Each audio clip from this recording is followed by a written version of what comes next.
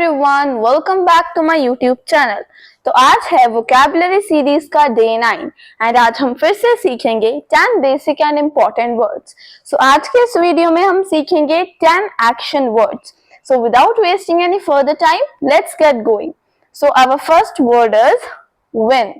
Win का मतलब होता है जीतना, जीतना। For example, I win the race. I'll win the race कि मैं रेस जीत जाऊंगा, मैं दौड़ जीत जाऊंगा। I'll win the race। They won the match। उन्होंने मैच जीत लिया।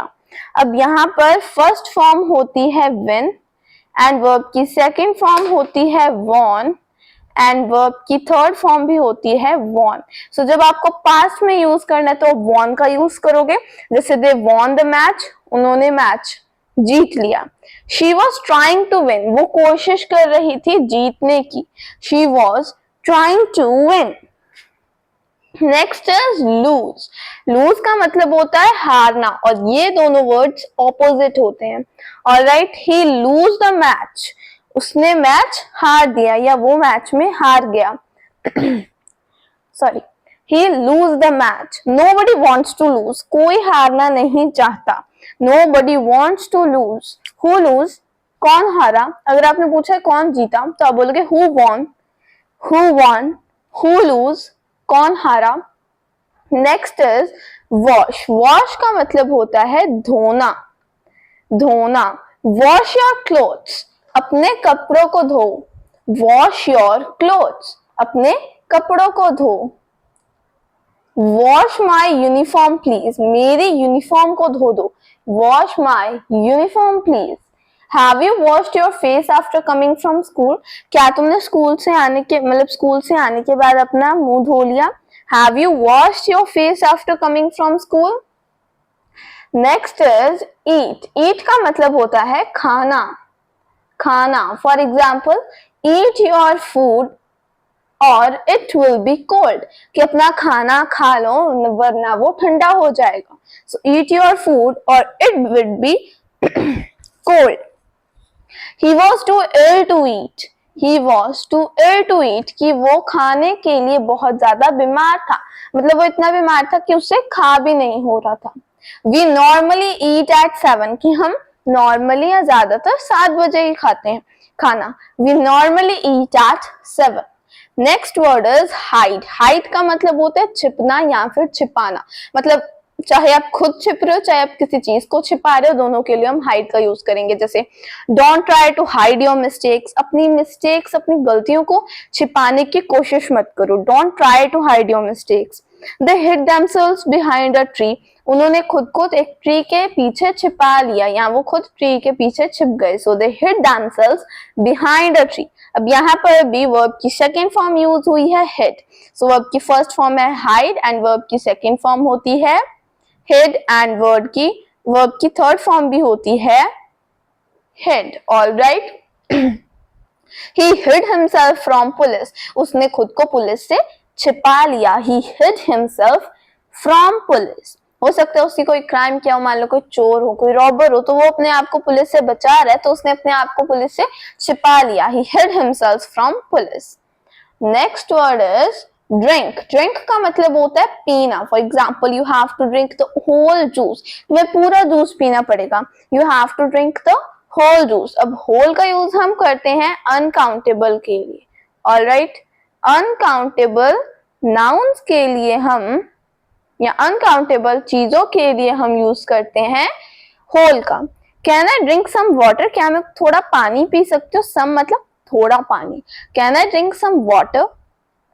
She drinks a lot of water. वो बहुत ज्यादा पानी पीती है। अब देखो, अगर तो सब्जेक्ट सिंगुलर है, ऑलराइट, अगर सब्जेक्ट सिंगुलर है तो वर्ब के पीछे एस आएगी, जैसे शी ड्रिंक्स। बट अगर यहाँ पे शी की जगह पे दे आ जाता तो फिर ड्रिंक्स नहीं आना था।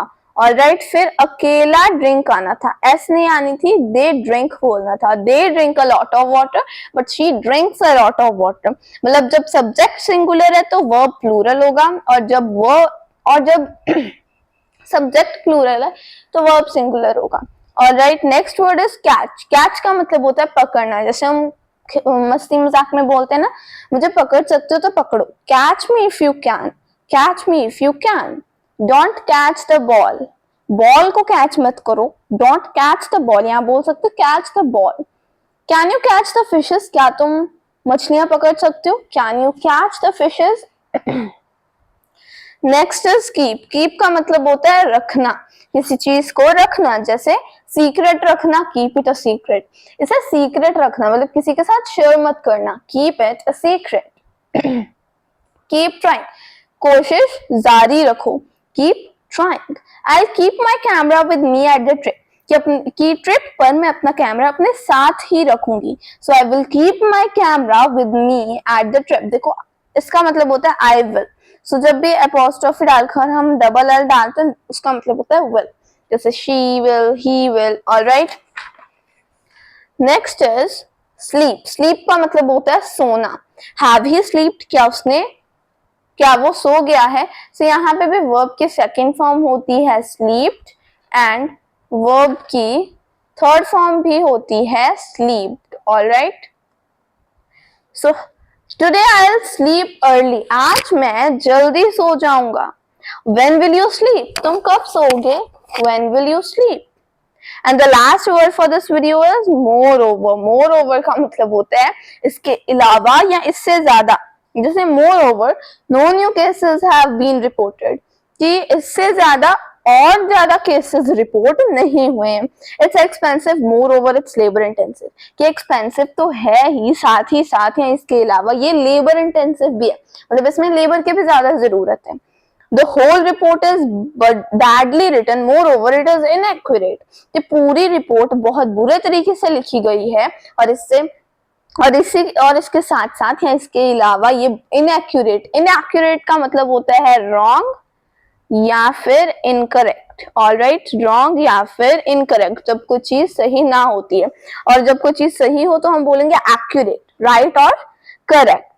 So the whole report is badly written, moreover it is an inaccurate. तो जब आपने बोला इसके अलावा, इससे ज्यादा, इसके साथ ही साथ, तो आप बोलोगे moreover, alright.